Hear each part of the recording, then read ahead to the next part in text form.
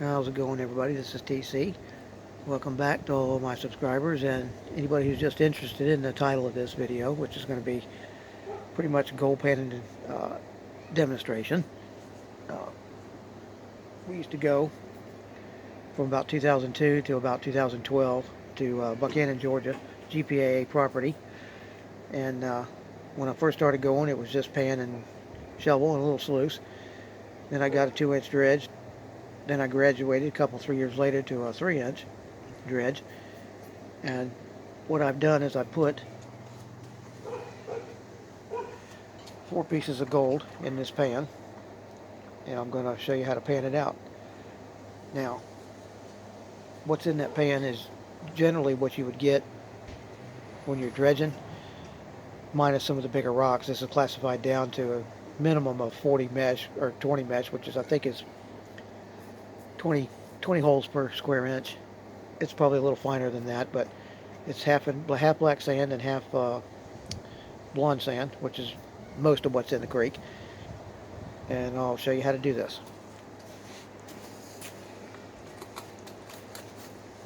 What you do, the gold is in there. I've already put the gold in there.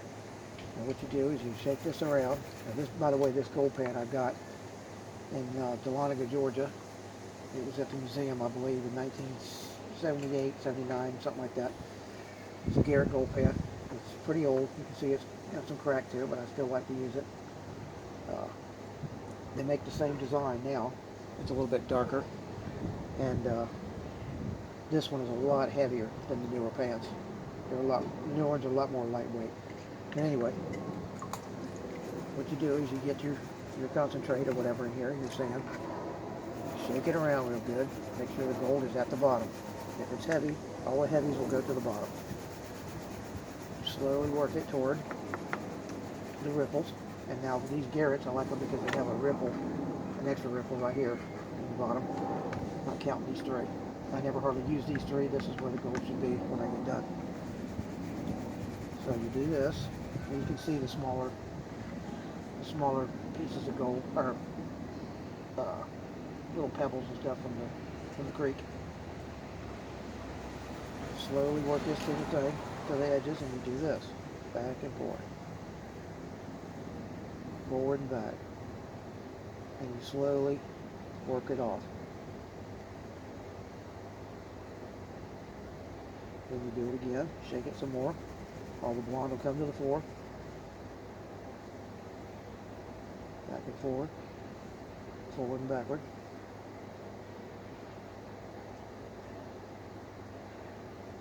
Well, this is probably, I'm making it look a lot easier than it actually is when you start out, because I've probably done over 1,000 pans of this stuff in the 10, 12 years that we went, because we would bring a bunch home and I would sit there and pan it until I got the smallest flakes of gold out of it, even the powder. I got it to where I could pan it, the black sand alone, and get the what they call flour gold. It's pretty much dust. But you keep doing this until you get it. All the bigger stuff will come up. The heavies will be at the bottom. There's still a few in there that are little pieces of quartz you can see going out. Shake it some more. The blonde comes up, back and forth. Now the black sand in Georgia is mostly hematite. Out west is where you get a lot of the magnetite, this black sand. And some more here. Bigger pieces out. Shake it some more. And see the blonde comes up.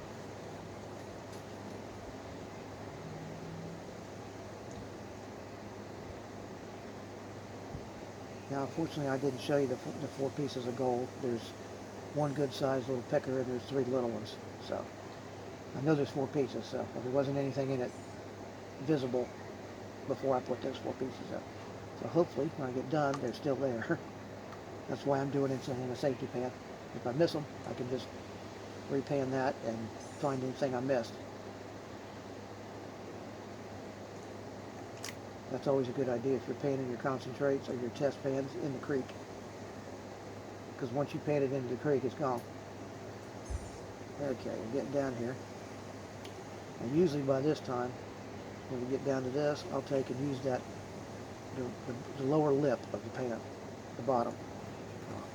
take all this back down here and move it over to the bottom riffle. Not really a riffle, but it is for me because that's how I use it. I use it as a riffle. Now you take and you do this, you gotta be real careful. Just a little bit of water to the edge of where the blind is to work that off. Put it back in there, some water. Scrape, shake it some more. Back and forth to get the blind to come up.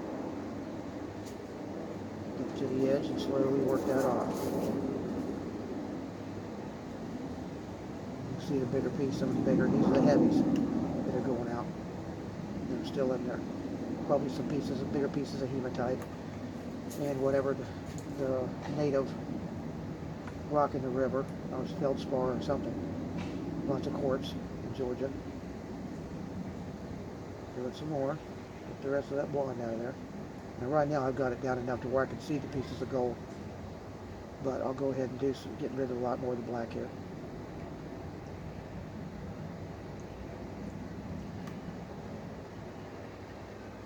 I can hear that piece in there rattling around. That's the bigger piece of gold that I put in there, the picker. When you hear that, you know it's either a piece of lead shot or it's a good sized chunk of gold. Okay, there we go. There's some of the bigger pieces of river rock. And I think that's pretty good. Get most of this out of here. Here we go. One more time. Get some of that. There we go. Get them out of there. You can see this here that's shining like lead looking. That's actually hematite, the bigger pieces. It almost looks like mica when it's that size. Okay, I think we got that pretty good now. We're taking, bring this like this. You can already see the gold is right there, the big piece. Now what you can do is do this, and it'll make sure that any little pieces of gold will be all along the edge in there. That's how you do it. And then you turn around and you fan it out. And you can see the bigger piece right here. There should be 3 others in there. And there they are.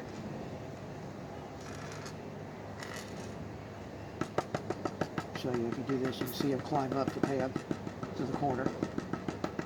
Even the little tiny flower gold will do that. And there you have it. 1, 2, 3, and 4. Well, that's how you pan. Now, what I'm going to do, if you can still hear me with these jets going over, what I'll do is take this, my safety pan, and I'll show you how to, I'll actually put this in there.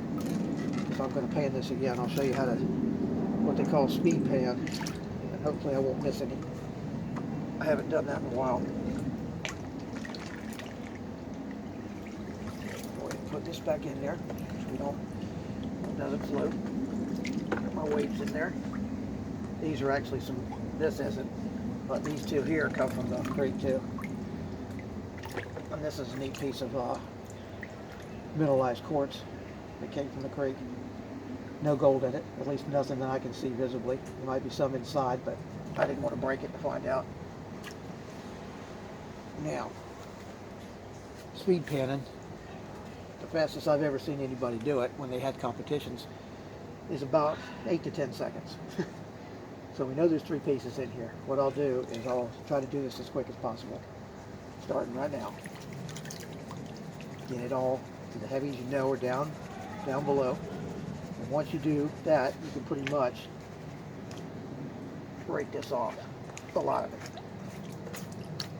Now when you've got bigger pieces of gold, usually when you're panning, speed panning, they give you the pieces like that one piece in there, the big piece, 3 or 4. They don't tell you how many, but they give you the bigger pieces so you don't lose them.